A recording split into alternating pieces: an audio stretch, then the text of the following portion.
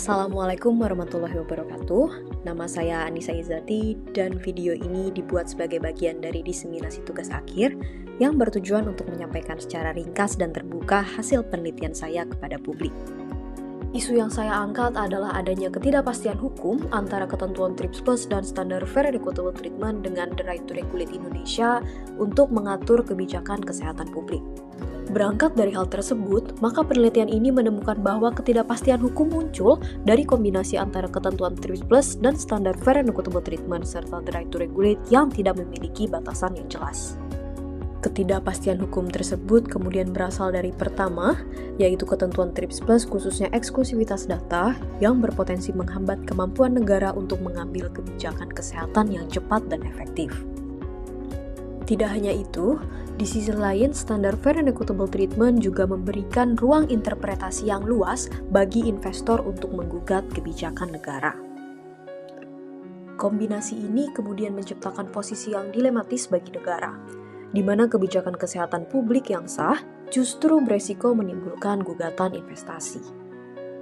Penelitian ini kemudian berargumen bahwa terdapat dua pendekatan yang dapat ditawarkan, yaitu pertama menempatkan prinsip proporsionalitas dan kewajiban hak asasi manusia sebagai parameter utama dalam menilai klaim fair and equitable treatment.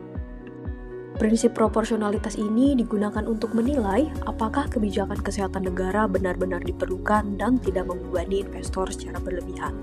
Dengan melihat pada pertama, tujuan kebijakan harus sah, kemudian juga cara yang digunakan harus perlu, dan dampak terhadap investor harus seimbang.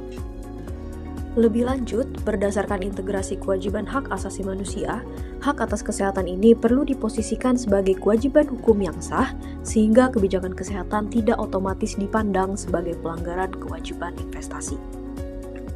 Melalui pendekatan tersebut, penelitian ini kemudian tidak mengklaim bahwasanya ketidakpastian hukum dapat dihilangkan sepenuhnya, namun menunjukkan bahwasanya ketidakpastian tersebut dapat diminimalisir melalui kerangka penafsiran yang lebih seimbang dan berbasis kepentingan publik.